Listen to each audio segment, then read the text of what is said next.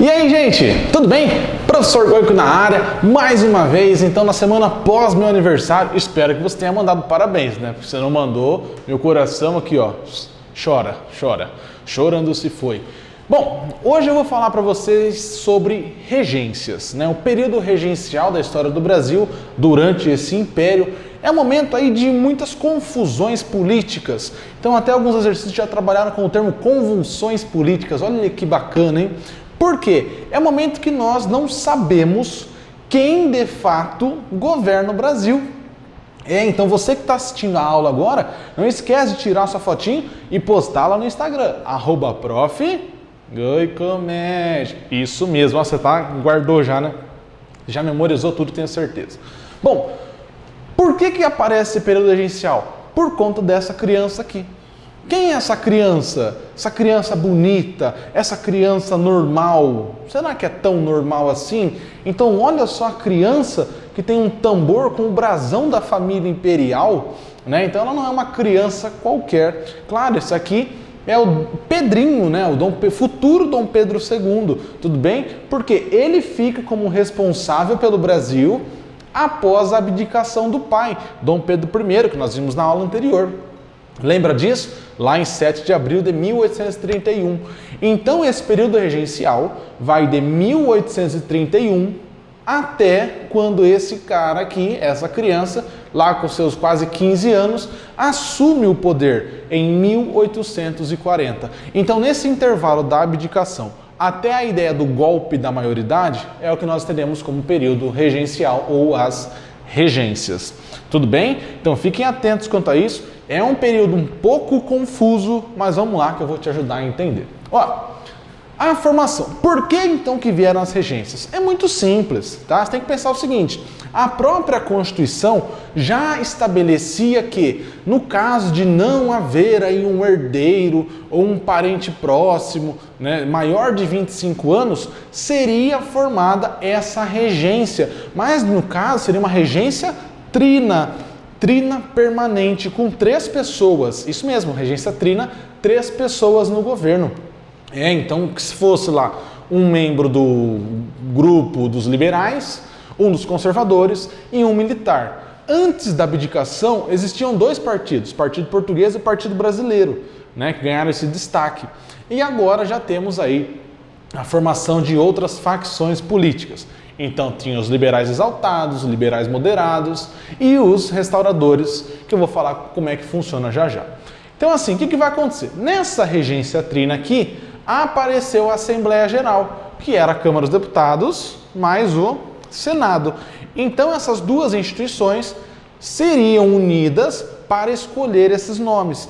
Tanto é que essa regência já foi formada no mesmo dia da abdicação, no 7 de abril de 31. Entende? Só que no início ela foi formada como provisória, até que fossem realizadas eleições para a escolha dos 3 regentes, e aí sim a regência trina permanente. Mas aqui eu falei para vocês das 3 facções políticas. Vamos entender sobre elas? Vamos lá. Aqui, ó, 3 grupos: liberais moderados, restauradores e liberais exaltados. Bom, primeiro ponto que você tem que entender. Esses 3 grupos possuem um pensamento muito semelhante, tá? Talvez o que se diferencie um pouco mais aqui são justamente os restauradores, tá? Por quê? Liberais e liberais têm um pensamento muito parecido.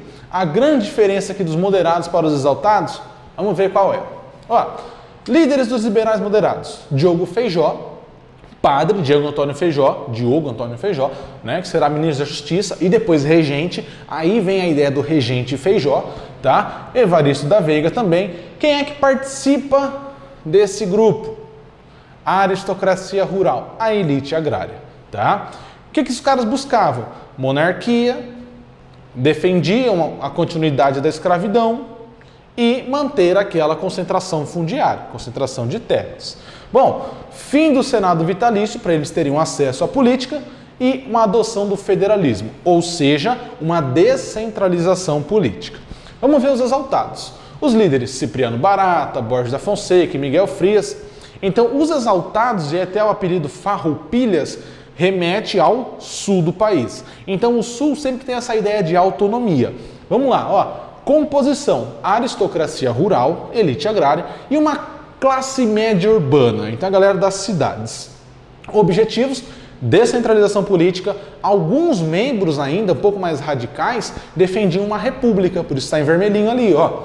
Fim do poder moderador e também do Conselho de Estado. Conselho de Estado, se você não se lembra, era aquele conselho de ministros que o próprio imperador nomeava, tá? Então vejam, as diferenças são poucas, tá? Os integrantes desses grupos são muito parecidos. Por que eu estou usando o termo facções ou grupos políticos?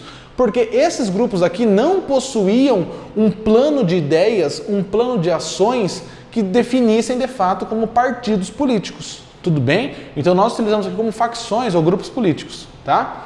E os restauradores, Caramuru, vai te lembrar o quê? Quer restaurar algo. O que eles querem restaurar? A monarquia. Justamente. Então os caras defendiam a volta de Dom Pedro para o Brasil. Líder, José Bonifácio. Aquele patrono da independência, tutor do Pedrinho II, né? Então ele defendia justamente essa monarquia. Quem é que compunha esse grupo? Aristocracia portuguesa, comerciantes portugueses e funcionários da coroa. Então os caras defendiam uma monarquia absoluta, né, nos termos ali possíveis. Beleza? Então essa disputa será muito comum. Por quê? O período regencial, gente, será dividido em duas partes. A fase do avanço liberal, que é esse início com os liberais aí no poder, e depois, até lá em 37, na verdade, aparece o regresso conservador. E aí vem os conservadores, então. Tá? Os restauradores, essa facção política, acaba em 1834, com a morte do Pedro I. Porque se ele morreu, não tem quem restaurar, entende? Não tem como, né, ele voltar para assumir. Tá? Então vejam aqui. Liberais exaltados, liberais moderados, restauradores. 31 até 34. Porque 34, como eu disse, esses restauradores vão acabar. Os caras vão acabar se misturando ali nos grupos, tá? Toda essa farinha vai se misturar e depois vai se dividir. Em partido progressista, que defende, aí já vem um partido que defende uma descentralização, né? Defende um fim do absolutismo, tá? Contra os regressistas, que já defendem um governo centralizado. Então a força maior num poder central. Beleza quanto a isso? Posteriormente, em 37, aí os caras vão mudar o nome. Partido Progressista vira liberal, Partido Regressista vira conservador. E isso vai até a década de 70 do Segundo Reinado. Tudo bem? Você pode assistir a aula também, está aí no canal, tá? A aula de Segundo Reinado, a formação política e etc. Tudo bem? Então vejam, nós não temos aí nem 9 anos, né? Vamos pensar assim, não temos nem 10 anos de Brasil formado e já temos essas tretas políticas aqui, tá? Olha lá, regência trina provisória. Como eu disse, é a fase do avanço liberal. Então muitos presos políticos lá de Dom Pedro I foram libertos, foram soltos, né? Uma vez que prisão política não é bem vista pelos liberais, tudo bem? Que defendiam uma liberdade. Tá? Esse é o grande lance. Então apareceram 3 figuras aqui, ó. Senador Vergueiro, o Marquês de Caravelas, conservador, Vergueiro liberal e um militar, Francisco de Lima e Silva. Se você já ouviu esse nome Lima e Silva, talvez você lembre lá do Duque de Caxias. Esse cara, Francisco de Lima e Silva, era pai do Duque de Caxias. Tudo bem? Claro, regência trina provisória, como eu disse, é provisória. Tá? Então até que fossem realizadas eleições. Quando realizaram as eleições, formou-se a regência trina permanente. E aí vieram esses caras. Francisco de Lima e Silva continuou, um militar, Marquês de Monte Alegre, tá? E o João Braulio Muniz. Aqui então, representantes daqueles grupos que eu disse, liberal, conservador e um militar. E ali embaixo, o Diogo Antônio Feijó, o padre, né, Diogo Antônio Feijó, que também foi nomeado para ser ministro da Justiça. E uma das suas primeiras ações enquanto ministro foi justamente a criação da Guarda Nacional. A Guarda Nacional vai surgir em 1831 com o objetivo principal: manter a ordem pública, controlar a sociedade, então, contra justamente motins, rebeliões, protestos, tá? Então a Guarda Nacional ela foi aplicada mais no sentido regional, tá? Então ela deu muitas vezes autonomia aos proprietários de terras. Por quê? O chefe local dessa Guarda Nacional, então existiam vários batalhões aí pelo Brasil, ganhou o título de coronel. E esse título poderia ser comprado. Então você poderia comprar o direito de ser coronel temporariamente. Não é o coronel do Exército, é o coronel da Guarda Nacional. E aí vem aquela ideia da formação de uma milícia rural, que é onde vem o pensamento do coronelismo, muito marcante na República Velha, que você também pode assistir a aula aí no canal, tá? Então, atente-se ao seguinte, um ponto muito importante. Coronelismo é aquela ideia dos coronéis, do voto de cabresto, do curral eleitoral, surgiu aqui por conta da Guarda Nacional. Porque nós tivemos uma descentralização militar. Então aquele exército brasileiro passou a ser deixado de lado um pouco, porque agora nas regiões existem as guardas nacionais controladas pelos proprietários rurais, que muitas vezes usavam as tropas armadas para defender os seus interesses próprios. Beleza? Então essa fase aqui do avanço liberal é uma fase marcada pela descentralização. Tudo bem? Vocês vão entender um pouco mais. Parece a Lei Feijó. Todas aquelas pressões, feitas principalmente pela Inglaterra, acabaram resultando na Lei Feijó-Barbacena aqui, de 1831. O que essa lei colocava? Que o escravo que chegasse da África após aqui 1831 estaria liberto. Então ele já ia chegar aqui e ia pisar livre. Basicamente a ideia era proibir a importação de escravos. Tudo bem? Vai funcionar? No início, sim. Então, nós tivemos um aumento do número de alforrias, de libertos, de forros. Mas a elite proprietária desses escravos e compradora dessas ferramentas vai protestar contra o governo e o governo depois acaba abrandando a lei ali. Tudo bem? Então, são pontos aí para você entender e ficar claro. Então, a frasezinha bacana. Todos os escravos que entrarem no território ou portos do Brasil, vindos de fora, ficam livres. Essa é a Lei Feijó de 1831. Tudo bem? Tá? Olha aqui o Código de Processo Criminal. Então, muitas vezes, quando a gente fala desse código, nós falamos de uma pressão muito grande também por parte dos conservadores. Tá? E isso, o Feijó sofreu muito com essas pressões ao longo dessa regência. Por quê? No Código de Processo Criminal, você então organizou as leis do Brasil. Você estabeleceu até mesmo autonomia jurídica. Então, ao invés de ficar dependendo sempre dos tribunais aqui no Brasil, nas grandes regiões, não. Você estabeleceu então pequenos tribunais locais. E aí você colocava o juiz de paz. Então, esse juiz de paz tinha a função de tentar organizar a sociedade, aquele vilarejo, de acordo com a lei. A questão é, um coronel tem lá uma tropa armada, do governo, mas de fato é dele. Então esse juiz de paz normalmente ele era ameaçado, ele era pressionado e não tinha ninguém para defendê-lo. Então eles acabavam atendendo aos interesses dos coronéis. É aí que vem toda aquela situação de crescimento de poder dos coronéis. Entendem isso? Tá? E os coronéis que eu estou falando não são os coronéis do Exército, das Forças Armadas. Tudo bem? Feijó, então, por conta dessas pressões, acaba renunciando, vai ser uma das renúncias de Feijó, tá? Em 1834, vem aí a criação de uma reforma na Constituição, que é o Ato Adicional de 1834. Tudo bem? É um ato, é uma lei de reforma, claro, que ela visa justamente ampliar essa descentralização. Por exemplo, com a criação das assembleias legislativas. Então você tem aqui uma descentralização política, ou seja, agora cada província terá sua assembleia legislativa para discutir as leis que são melhores para a sua região. Então não precisa ficar mandando lá para o Rio de Janeiro toda hora. Não, você aí decide o que é melhor para você. Tudo bem? Desde que não ultrapasse a Constituição de 24 ou o Ato Adicional de 34. Beleza? Outro ponto, criação de um município neutro. Então hoje nós chamamos de Distrito Federal. Distrito Federal foi nomeado em 1891, na Constituição de 91. Tá? Então o Rio de Janeiro, a cidade do Rio de Janeiro, passou a ficar conhecida como município neutro, toda aquela região próxima. Tudo bem? Em 1891, aí vira o Rio de Janeiro, Distrito Federal, depois lá vem Brasília. Tranquilo? E um grande ponto que isso os conservadores vão ficar full pistola.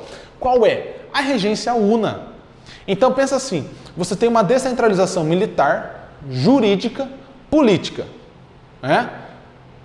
E agora você vai colocar um regente só para comandar. O que os conservadores vão ficar full pistola nessa situação? Cara, isso é uma república, é um presidente. Se o cara não tem poder forte e tá lá e vai governar junto ali com a Assembleia Geral, é um presidente, é uma república. Nós não queremos uma república aqui. Então essa pressão cresce muito dos conservadores, mas ainda assim acaba passando. Tanto é que vem a regência una, vem esses ares de república, vem o fim do Conselho do Estado, a suspensão do poder moderador. Por isso que eu disse que é temporariamente, porque em 40 ela volta com Dom Pedro II. Tudo bem? O poder moderador do Conselho do Estado. Tá? Então se atentem a esses pontos, que a regência una estabelece aí áreas de república por conta da descentralização e do governo de uma pessoa só. Tranquilo? Sem ter o poder, claro, concentrado. E aí então nessa fase de regência una, nas eleições, quem é que foi eleito? Justamente aqui, cadê o bendito? Do Diogo Feijó. Uma eleição que contou com a participação aí de um número altamente expressivo, né, com 6 mil pessoas, né, o que representava aí 0,1% da população brasileira. E uma diferença aí de quase, se não me engano, 600 votos. O Feijó acabou vencendo o Cavalcante, da família dos Cavalcante lá de Pernambuco, uma família muito rica, até falava-se de família de coronéis, aquele coronel rural, beleza? E o Feijó acaba vencendo as eleições, então por conta de 6 mil votos, tá? Então 6 mil votos decidindo quem seria o chefe, o regente do Brasil. E aí vem a figura do Diogo Feijó, então padre, já foi ministro da Justiça e agora o regente, e aí vira regente Feijó. Logo quando ele assume, todas aquelas pressões que vocês conhecem passaram a aumentar. Tá? E um outro ponto que aí manchou mais ainda, né, essa imagem aqui do Feijó, qual foi? Justamente as revoltas regenciais. Então, a partir ali de 35, começaram a pipocar em várias regiões distantes dos centros econômicos do Brasil, as revoltas, que eu vou falar isso numa outra aula. Mas olha aqui um exemplo, ó, Cabanagem 35, Malês 35, Farrapos 35, tá? Então são movimentos aí que acabam pressionando ainda mais o governo do Diogo Feijó. E aí aparece aqui para nós justamente a disputa, como vocês viram na imagem anterior lá atrás dos partidos. Partido Progressista, descentralização. Partido Regressista, centralização. Essa disputa também vai enfraquecer o governo do Feijó. O que ele vai fazer? Chuta. Renunciar. E quando ele renuncia, quem é escolhido é o Araújo Lima, que era conservador do Partido Regressista. Então quando o Araújo Lima assume, mudamos a fase. Agora vem uma fase de regresso conservador. Goi, como é que você está falando isso? Por quê? Primeiro ponto aqui que os caras fazem em 37, ó, lei de interpretação do ato adicional. Então muitas ações de descentralização que a reforma lá de 34 tinha feito, a lei de interpretação do ato vai revogar. Então teremos novamente uma concentração de poderes no poder central. Tanto é que os caras criaram até mesmo para valorizar essa história brasileira, a moral, os bons costumes, criaram o Instituto Histórico e Geográfico Brasileiro. Função principal dele, construir uma história do Brasil diferente da história de Portugal. Então valorizar o nosso passado, as nossas tradições. Não é valorizar o indígena. É valorizar a história desse homem branco, responsável pelo desenvolvimento do Brasil. Tá? Então vem aí vários quadros conhecidos de vocês, de episódios, nós já até falamos aqui, de episódios da nossa história, após o Instituto Histórico Geográfico Brasileiro. Tá? Então hoje, todos os estados possuem os seus IHG, Instituto Histórico Geográfico. Tá? Então isso é importante, se você tiver uma curiosidade, você pode sair pesquisando aí nas regiões onde fica o seu Instituto Histórico. E aí o que acontece? Em virtude desse governo conservador, muitos liberais começaram a ficar assustados. Por quê? Os caras estão revogando tudo, estão num governo totalmente conservador, o Brasil vivendo uma crise política, porque não se sabe quem comanda, rebeliões estourando, a violência aumentando. Qual é o grande lance aqui? Os liberais, olha só, os liberais criam o Clube da Maioridade. Ah, professor, Clube da Maioridade. Não é isso não. Clube da Maioridade aqui é justamente para aproximarem-se de Dom Pedro II e incentivar com que ele assuma o trono. Professor, mas os liberais não defendiam um governo descentralizado e tal? Justamente. Mas em uma situação de crise, os liberais passaram a apoiar vamos pensar assim, um retorno, mas a aclamação de Dom Pedro II como imperador. Professor, mas ele não tinha idade. Sim, justamente isso. Os caras vão mexer ali em tudo para conseguir com que Dom Pedro II assuma. Então vem aqui o famoso golpe da maioridade em 1840, que após várias conversas aí com Dom Pedro II, ouvem lá o famoso, teriam ouvido na verdade o famoso quero já, então que Dom Pedro II já sentia-se preparado, uma criança totalmente diferente, que logo quando criança já era obrigado a aprender vários idiomas, aprender noção de economia, de filosofia, de medicina, então foi uma criança diferenciada mesmo, tá? Questão política, econômica mesmo. E o que vai acontecer? Esse golpe da maioridade passou a ser muito questionado, mas isso nós falaremos em uma outra aula, tudo bem? Porque essa aula de regência nós encerramos aqui, semana que vem eu falo para vocês sobre as revoltas regenciais. Tranquilo, gente? Por hoje é só então, beijo do Goico, até a próxima, valeu!